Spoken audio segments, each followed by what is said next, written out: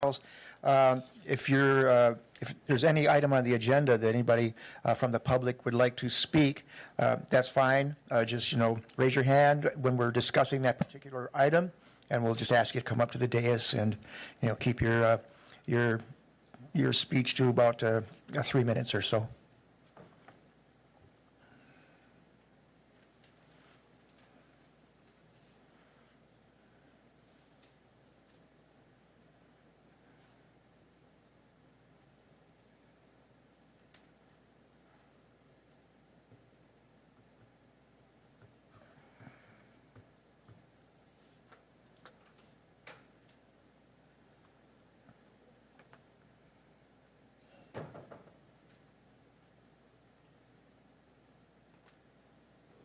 Okay, we'll go ahead and get started then. I'm going to call this meeting of the Economic Development Committee to order for Tuesday, October 5, 2021. Record will show that 4 members of the committee are present. First item on our agenda is approval of the minutes from our meeting of 9/7 of this year. Do I have a motion to approve? I have one from Killian. Do I have a second? I have a second from Watson. Any changes or questions? Seeing none, all in favor, please say aye. Aye. Aye. Opposed? All right, thank you. I'm going to shuffle around a little bit here and bring up item number 5 for our next consideration. 4? Oh, sure. Okay, sorry. There you go. It is number 4, right? Okay. Discussion and possible action on offer to purchase of 906 South 7th Avenue. Okay, who's got this one? I have this one. Ms. Strauss, thank you. We're here because we've got exciting news. We have an offer to purchase on a vacant land lot at 906 South 7th Avenue. It's a lot that we've had since 2013 that we've been somewhat marketing, trying to get redevelopment on it. We've talked to a couple of people. It fell through, but now we have an offer with Habitat for Humanity. You have it in your packet of what they're proposing to do, along with a site plan of what the proposed house will be. Andrew Brueggemann is here if you have any questions of them. He is on the site selection committee. So we've been talking about how this process works.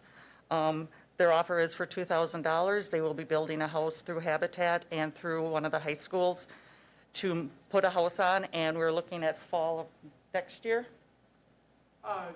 So the occupancy would take place. Sure, yeah, come on up, thanks. Just your name and address for the record, be handy too. Andrew Brueggemann, 3504 Richards Road, Wausau, Wisconsin, on behalf of Habitat for Humanity Wausau, Inc. Looking forward to partnering with the city of Wausau again. As Tammy had indicated, we'd like to purchase the property, get it ready in the spring here to be able to set the build. We currently partner with DC Everest for one of our builds. The home is already being built. Specs are, in the packet here. 4-bedroom, 2-bathroom. We have a selected family. They're already doing their volunteer work. And then late summer, early fall, depending on weather conditions, they would take occupancy of that home, and they'd have a low interest or an interest-free mortgage on that property, and we'd bring it back onto the tax rolls in late 2022 once they took occupancy. I can answer any other questions if committee members have any questions on it. Thank you. This is good news. There's a Habitat for Humanity house near our house on the east side on Steuben on like 11th or 12th, something like that. I remember when it went up, and as we walk the dog these days, we tend to go past that house, and boy, it is so nice. And what they've done, like with the sort of patio in the back and things, it's just with a burn pit and all that, just really awesome. So good work. Yes, go ahead. Thank you. This is a partnership that's worked for us many times before. It's nice to see that they're going to be able to do a home. It's been a while, I think, since we've been able to do one like this, so I'll move that we approve this arrangement. Thank you. Do I have a second? A second from Killian. Are there further discussions or questions on this? Alder Ryan? Hi, Deb Ryan, 702 Elm Street. This is in my area, and I wholeheartedly approve it. Back in 2000 and through 2005, I was on the Family Selection Committee with Tammy and had gotten very involved in Habitat and have been to a number of open houses.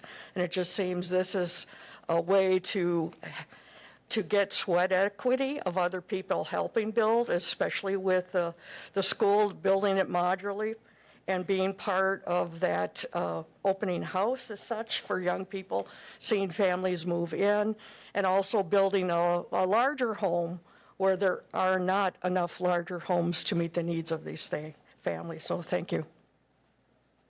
Thank you. Anything else from the committee? Seeing none? All in favor of the motion, please say aye. Aye. Aye. Opposed? And none are. Okay, thank you and congratulations. Looking forward to seeing it. Thank you for moving me up and accommodating. You bet, no problem.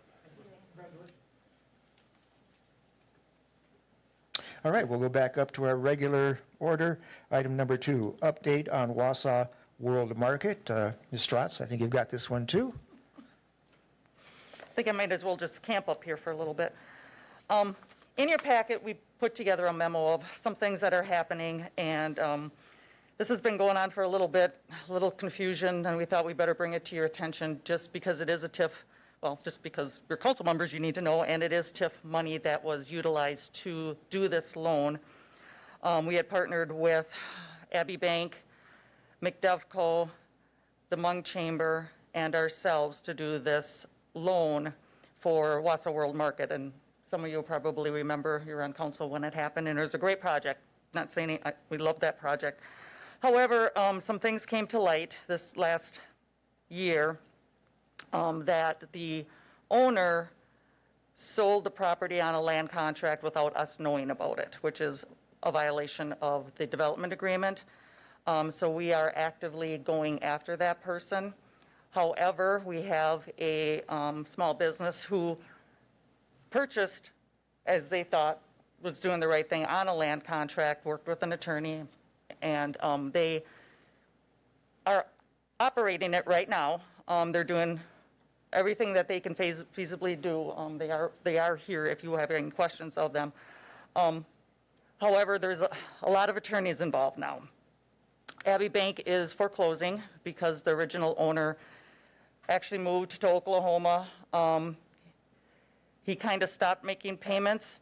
The new owners have taken over making his payments on their behalf, which is a great sign that they want to do the right thing.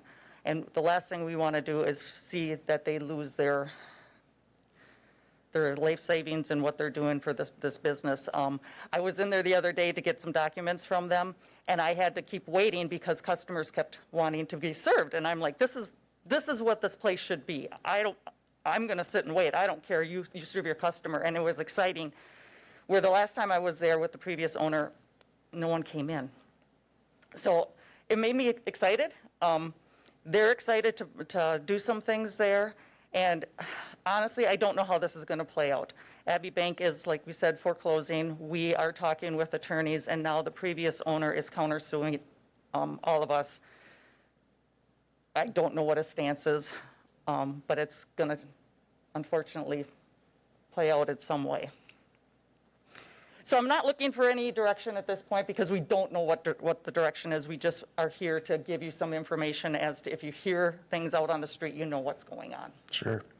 Well, back when the project first came, to light, I mean, the city, the council was very excited about it, very supportive, and we were very happy on opening day and all that, and sure hope that everything works out, to kind of keep that thing going. Absolutely. Because it was there for, strategic purposes, and I would just like to see it continue. So let's hope it all kind of falls together. I hope the bank, cooperates with us if needs be, that sort of thing. And maybe there'll be some action we can take moving forward. So Absolutely, and the great part is all the lenders are talking to one another, keeping each other informed, because we all want this to work out. And once we know what kind of direction we need, then we'll bring it to you and say, okay, I think we have an idea. But until then. Okay. All right. Well, thank you very much. Anything from the? Quick Go ahead. question. Go ahead.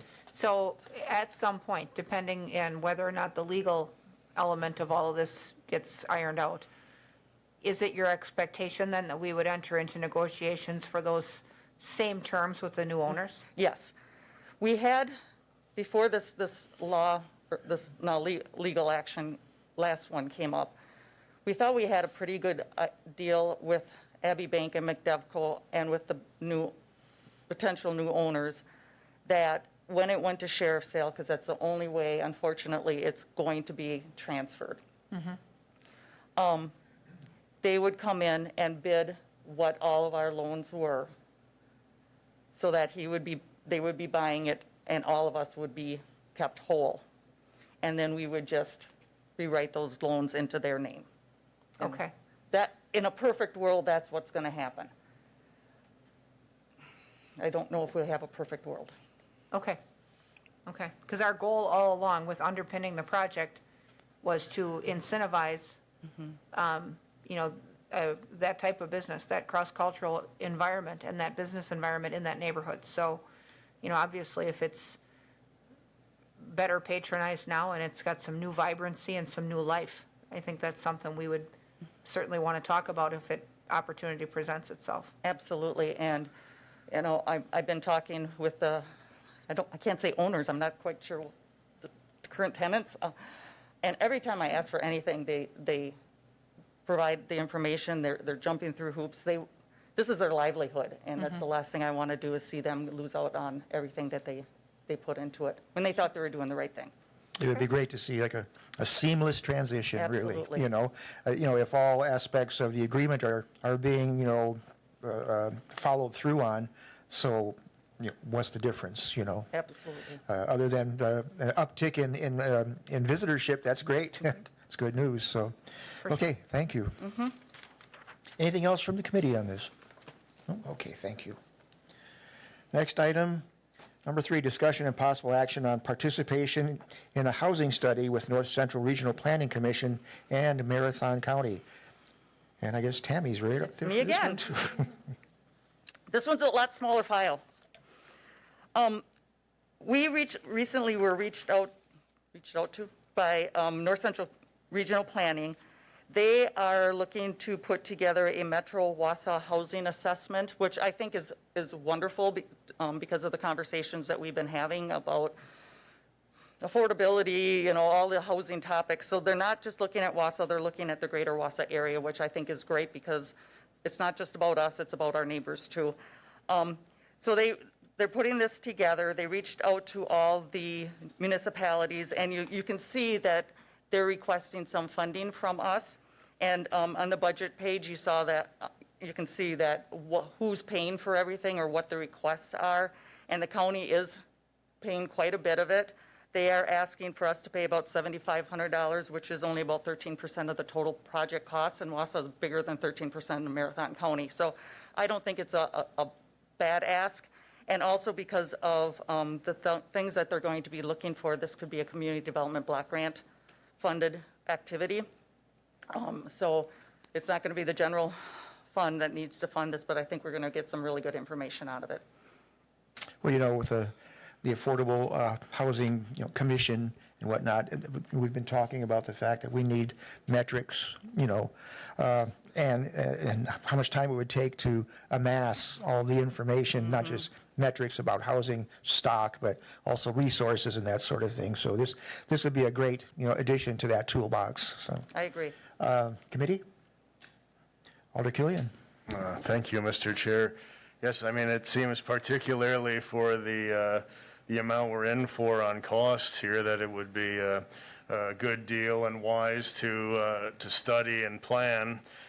So I don't see any harm in doing this. That being said, and when we've talked about the affordable housing situation in the past, I've mentioned a degree of urgency in relation to it, and with this study, it looks like approximately 12 to 18 months to complete it, and perhaps that's just the time cost of doing a thorough assessment. But I think in the meantime, it would be productive and useful if, while this assessment is underway, we didn't hold back on pursuing some things that might be plug and play, so we can get some maybe high volume units of affordable housing out there. For example, there's the current or former dormitory on the UW campus, which might warrant some investigation. So I think this is positive, but we can also perhaps take some action simultaneously. Thank you. Thank you. I was also, kind of looking at that timeline and wishing it wasn't so long. I mean, the 18 months is that's a long one. But perhaps, during the process, we could be, updated regularly on, anything that's come along, sort of a trickle of information rather than waiting for the whole lump at the end. So if that were part of that, that would be helpful too, just for the commission and for everybody. So, Absolutely. Alder Rasmussen. Thank you. I think the information we get from it will be valuable. I think it'll be useful to us for a number of years after. It's not something that a community studies every year or that a region studies every year. So I think if we gather that data going forward, it's going to be an important resource for us. I agree that if projects show up in the meantime, we certainly can consider them as well. And so I think we're on the right track. Alder Watson. So, looking at the tasks, are they going to be linear, completed in order, or is it going to be more of a holistic approach? Because then, can tasks be reported back as they complete them over the 12 to 18 months? That's a good question. I want to say, absolutely, we can report back, because we will be part, we will be at the table, so we'll be an active player in this and seeing exactly how they're going to process it. I'll be honest, I'm not 100% sure how they're jumping in at this point. They just came with the ask saying this is what they're going to do, and we're like, we need to do this. And as long as we're part, at the table, then. And so when would it start? Honestly, I think they're trying to put it together to get going right away. Okay. I think it would be great if they came to our meeting just to say hi. Oh. And then maybe we could give them some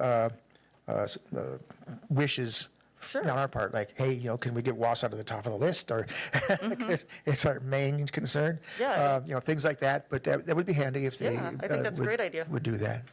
We can ask. Okay, thank you. Alder Ryan. Thank you, Tom. Deb Ryan, 702 Elm Street. Tom Neal and I are on the Community Development and Housing Authority Board of Directors with other people that have been appointed and have been on it for a number of years, as well as a citizen member. So in my opinion, I really feel the home is with the Housing Authority, that this is kind of a stretch, that you mainly are looking at larger projects that are going to be, market rent and larger projects as such. And we do have a need for affordable housing. And that in the last year, in talking with Officer Lemeron, who did an homeless outreach at the landing, and I attended, he had said we need about the equivalent of 450 more units. It will be 3 times what the Riverview Tower is. And we are attracting a lot of other people from other communities are flowing to us because we seem to have a better economy. But as part of that, I do think we have the commission.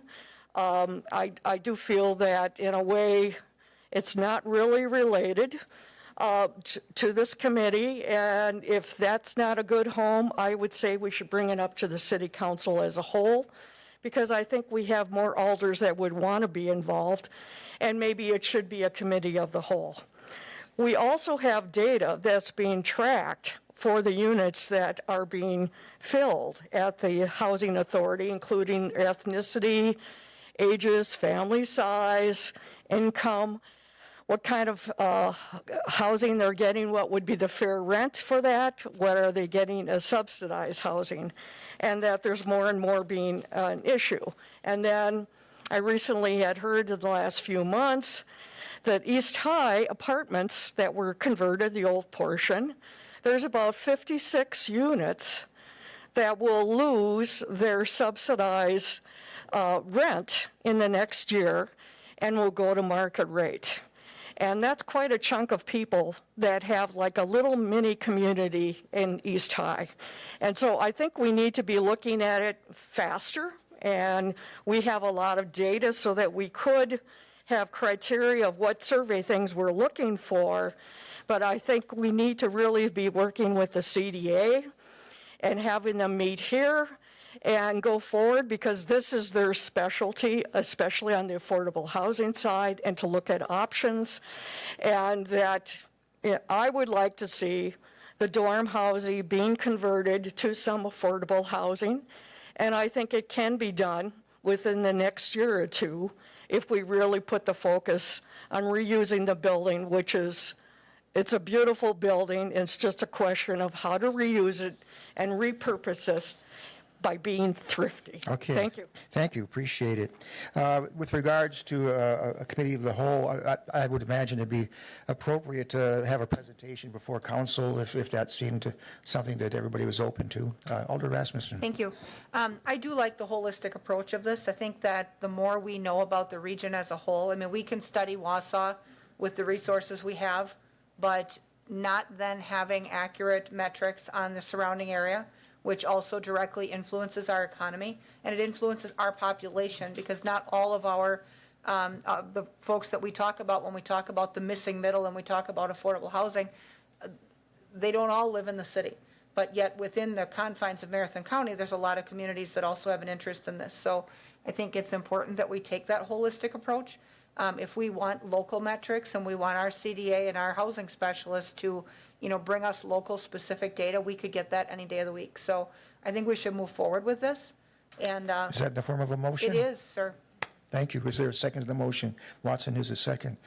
Thank you. So before us, we have a funding request for the tune of 7,000, what was it?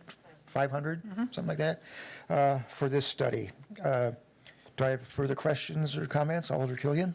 Just one, Mr. Chair. On the federal relief funds, what's the time frame on those in terms of those having to be spent?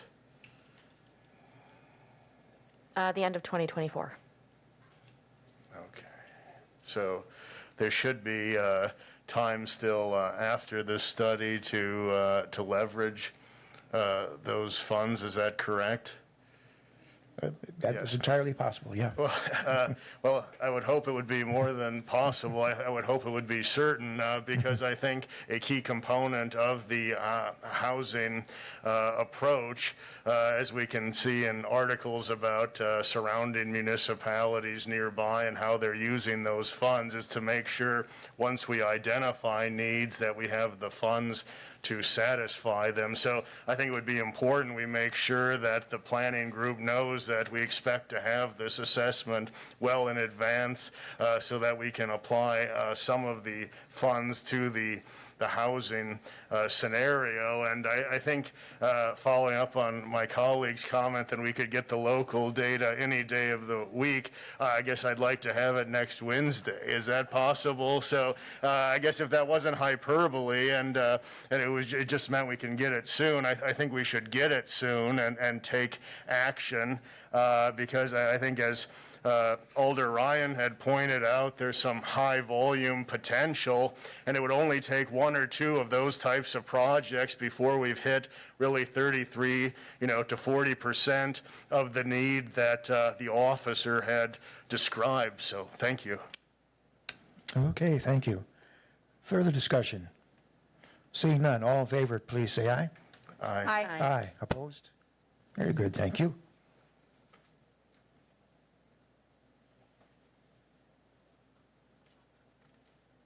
Next item of business, discussion, this is number 5, discussion and possible action on waiver of right of first refusal to repurchase property located at 500 North 72nd Avenue and 7300 International Drive from Staten Investors Group LLP, and termination of recorded deed restriction requiring such waiver for future conveyances. And who's our lead person on this one? Ann, did you want to take that? City Attorney, welcome.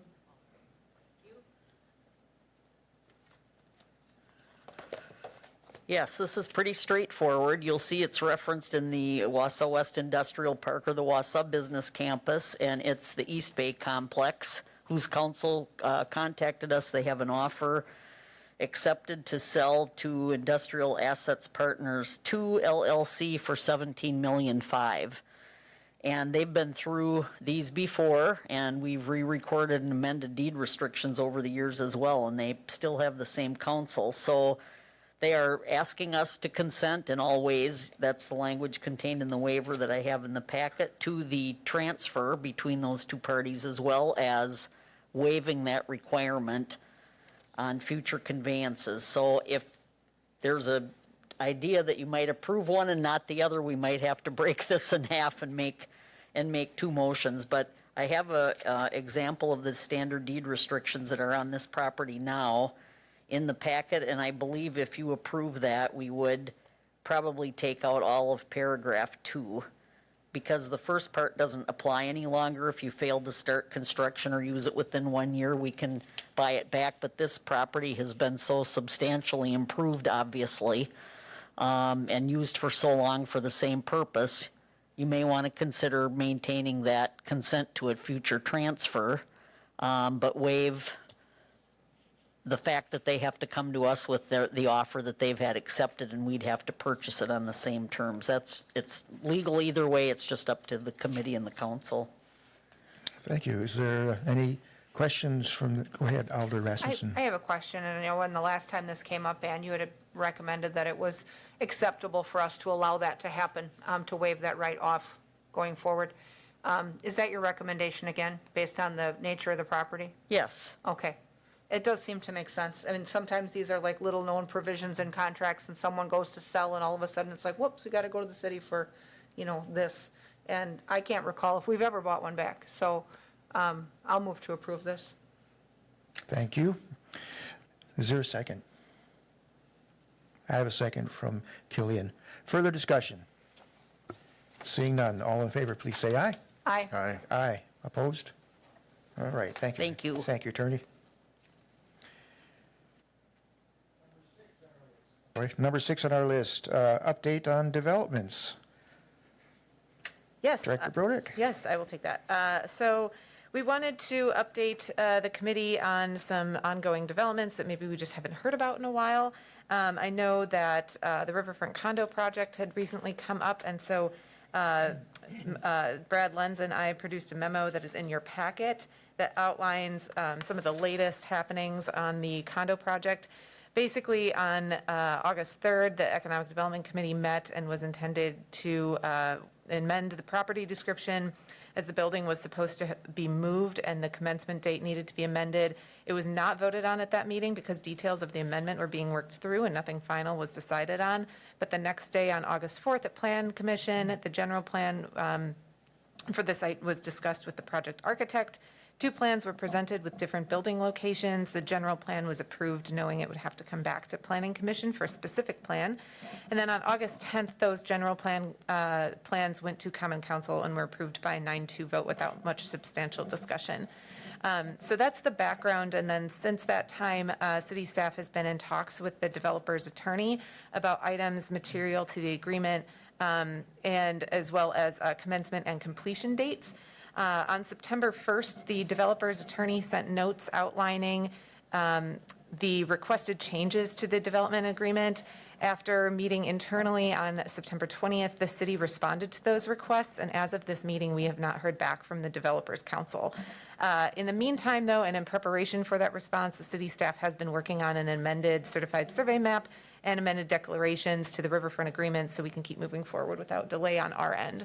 So I just wanted to update everybody about that project. If you have questions on that, I can take those now, and then I can go into the next. Alder I have Rasmussen. just one quick one, because this one Yes. did spur some public attention and, media attention. So it is the amphitheater. There was some question as to whether the amphitheater is coming at all, or if it's in a different spot. Now, in your memo, it looks like it would be coming, but in a different spot. Is that kind of where we're settling? We are under the impression, we've never talked about it going away. So as far as we know, it's still coming. It's just depending on the location of the building. If the building is to the north, the amphitheater would be to the south. If the building is to the south, it would be to the north. So Okay. we need kind of a final plan on the building site before we know where that's coming. Where it fits, okay. Because that was one of the key selling features for us. I mean, obviously, the fact that they're constructed where each one has a water view, but that really is, for the saleability of the property, but the public amenity, where the public would then join the residents and enjoy that space, was a key selling feature for us. So hopefully that remains in the plan. So far, what I've heard is it's still in the plan. And just bear in mind, too, that it is it's a cooperative, plan between the city and the developer. So how that all gets hashed out is yet to be finalized, but it's, a shared vision, I'd Well, say. right, So, and there's a lot of hashing to do, but, Yeah. I think we're clear on all ends that if the product that emerges out the other end is substantially different after the negotiation than what we thought we were getting, then I would like a report back about what's different. And I'd just like to, feel comfortable that the project is on track. So, go ahead. I saw Alder Killian and Alder Ryan. Thank Oh, you. sorry, go ahead. Sure. Could you give perhaps a little more detail about the water main situation as to kind of roughly its location, what we knew about it, what the developers perhaps did not know about it? When this was brought to me in the public sphere, I was under the impression that, it was somewhat of a surprise to at least one party in the mix, perhaps more. So could you give a little more detail about the water main and how that may, if it will at all, impact what, and I wasn't on, how that may impact just what we had heard at the onset of this project, if it will impact any of those plans? Mr. Lentz, you think you could address that for us?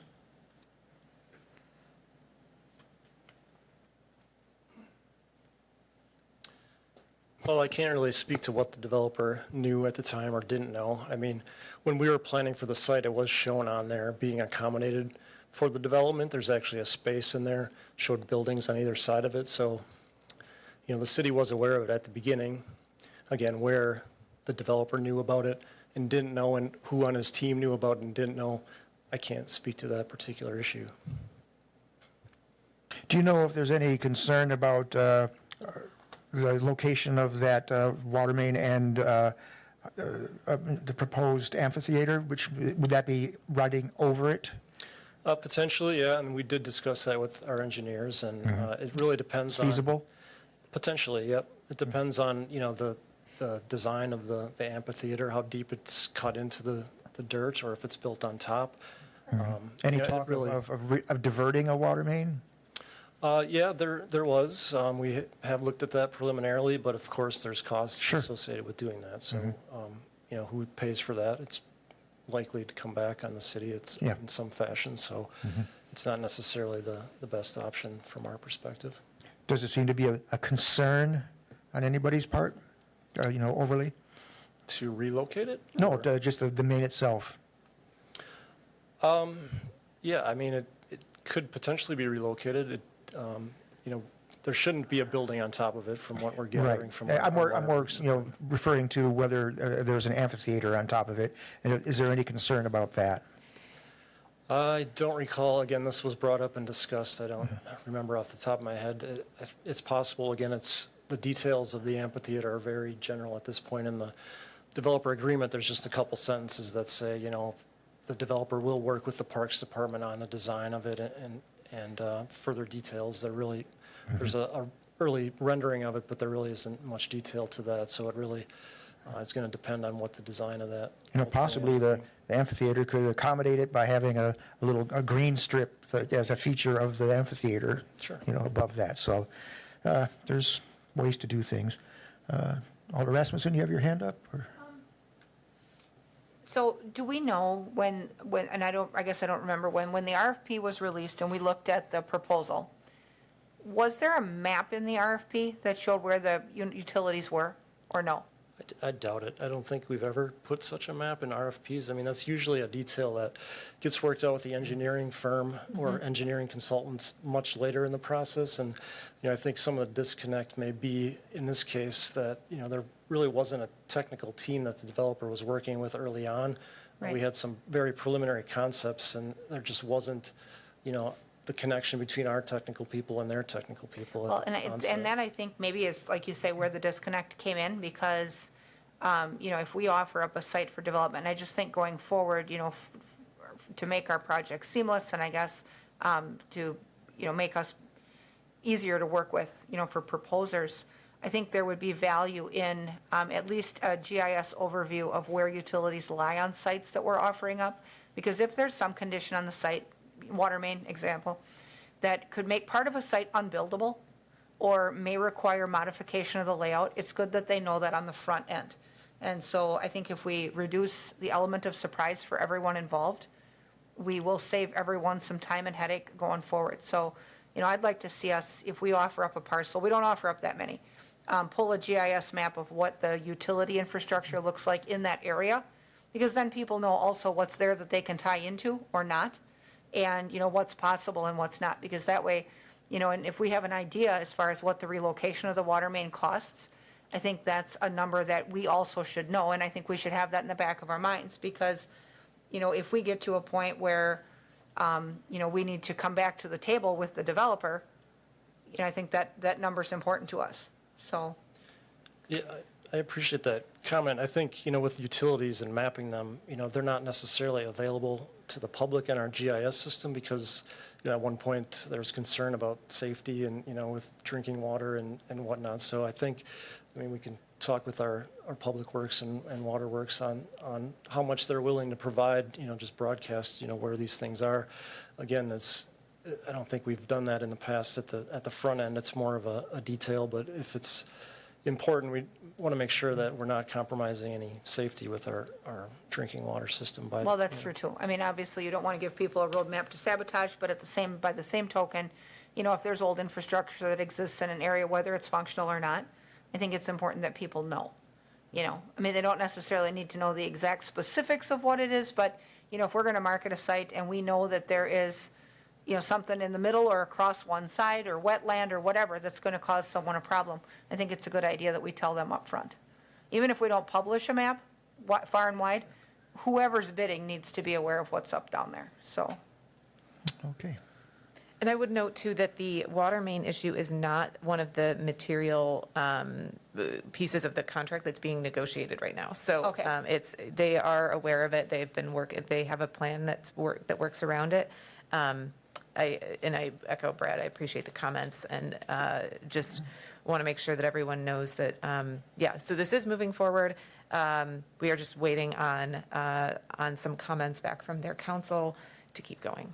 Perfect. Yes. Alder Ryan.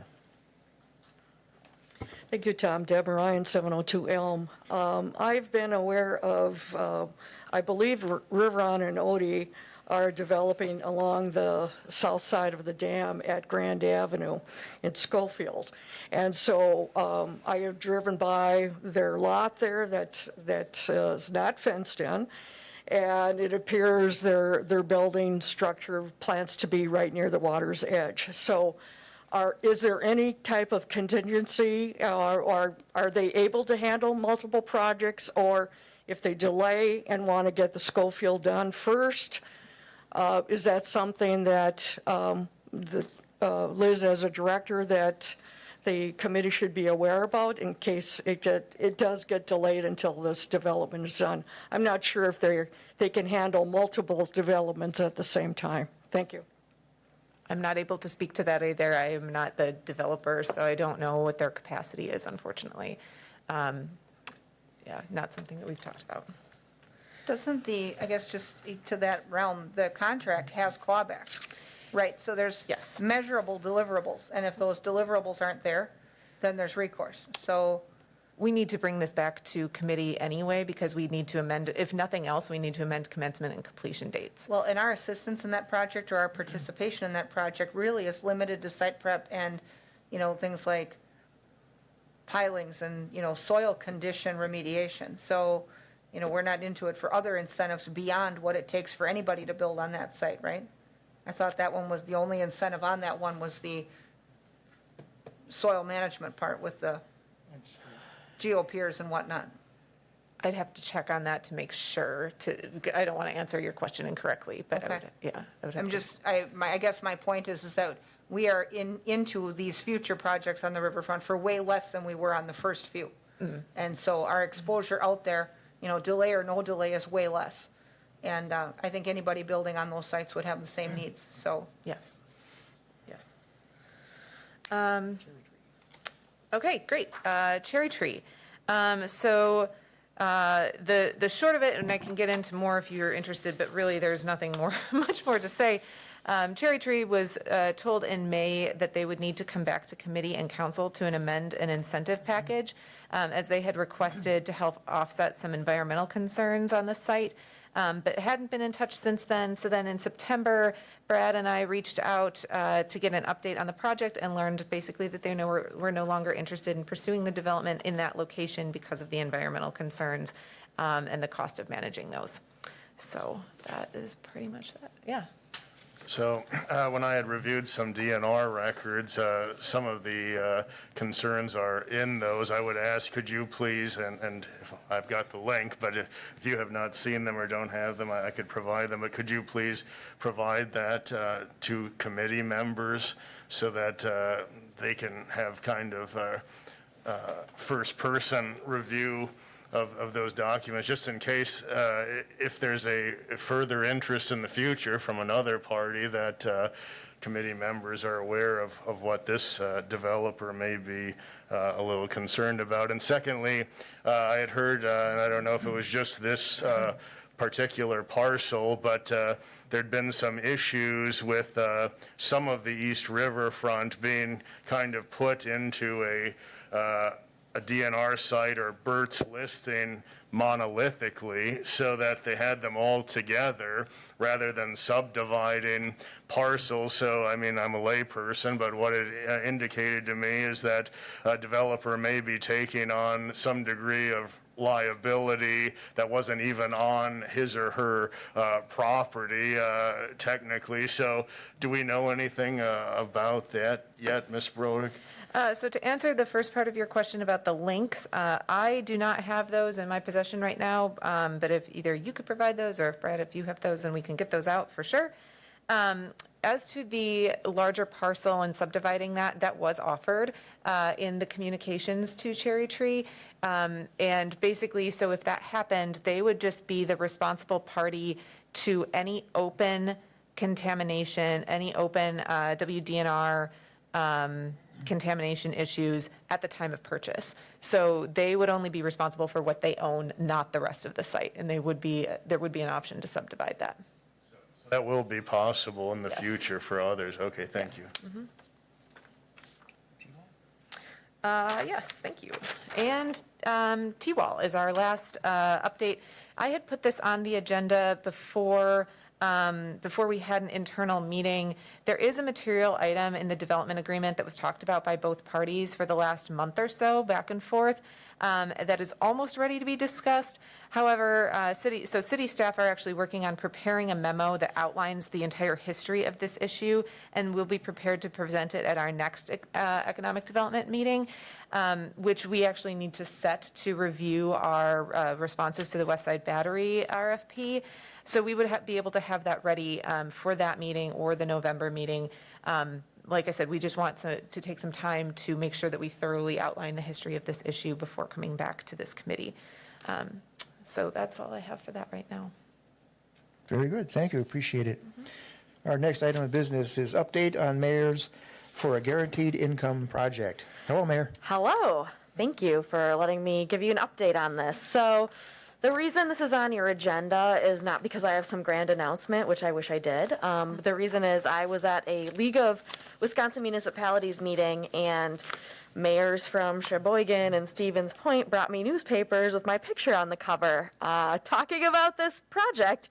So I had been involved in an interview with, I don't remember who it was, but in March, where we talked about this project, and then they saved it until recently and published it all over. So there's a lot of new interest in this project. So as you know, we voted to approve Wausau kind of entering into this idea, accepting the $100,000 to pilot this program. So since then, I've been working to figure out how do we make sure that this project is done correctly. Laws in Wisconsin are different than they are in California. So I went to Madison's folks and I asked them, how are you doing this? How are you making sure that you're helping people, not hurting people, you're not throwing them off of their health care, of their food stamps and things like that by giving them this gift? So I guess the short story is they're still working through it too, but they did agree that it would make sense if we were to partner a little bit on this so that we were following the same pieces of the experiment. So we were collecting the same data, so it was part of the bigger body of science on this work. So the update is that we're still working on it. I'm hoping that we'll have a little bit more information moving forward. A couple of other Wisconsin cities have expressed interest, so it makes it a little bit more feasible than to work just kind of across the state. But that's what I have. I'm happy to answer any questions if there are any, but I also recognize that there's been some increased interest in this right now, again, and I figured out why. Okay, the price of fame. All right, anything from the committee for the mayor? Cool. All right, thank you. Thank you. Appreciate it. All right, that takes us up to item 10, set next meeting to discuss West Side Battery, which Director Brodick mentioned. There have been proposals received. None received so far. The due date is October 14th, and so then we will start reviewing on the 15th. I'm expecting at least 2. I have talked with 2 other people, and 2 other parties, in addition to the 2 that I expect in. So fingers crossed we've got some good ones. All right, thank you. Well, that brings us to the end of our agenda for this evening. If I may, Sure, just go ahead. quickly, I'm very, very excited to announce that we have a new economic development manager that will be starting on the 15th. Randy Fifrick is joining us from his post in Cronenwetter, where he's been running he Come built on the up, Randy. department there from the ground up for the last 11 years. Maybe we could see your face just for, there you go. I just want to say thank you. I'm very excited about this opportunity. There's so many great things going on in this area, and excited to be part of this team in Wausau and see where we can take the city. So where are you from? I originally grew up in Kiel, Wisconsin, down in the Sheboygan-Manitowoc area. Spent 3 years working in western Montana after spending time in college at Stevens Point. Since then, since 2010, I've been in the village of Cronenwetter. Oh, well, welcome aboard. Thank you. I look forward to working with all of you. All kinds of stuff to work on, too. Absolutely. Anything else, Director? No, that's it. Do we want to compare calendars for that second meeting? Yes. Because, normally we use the third Thursday, but now we've actually booked one of the finance budget workshops on that night. And so that kind of takes our slot away, so maybe we should. I think this usually works out best to canvass this via email. I can You do know, it. we That's can all fine. kind of look at Whatever. our social calendars and everything else at that time and determine, what's workable. Yes, I will make I will put all of us on an email and get Sure. that scheduled. Okay, very good. Thank you. I guess all it would take now is a motion to adjourn. I have one from Killian, second from Watson. All in favor, please say aye. Aye. Thank you. We are adjourned.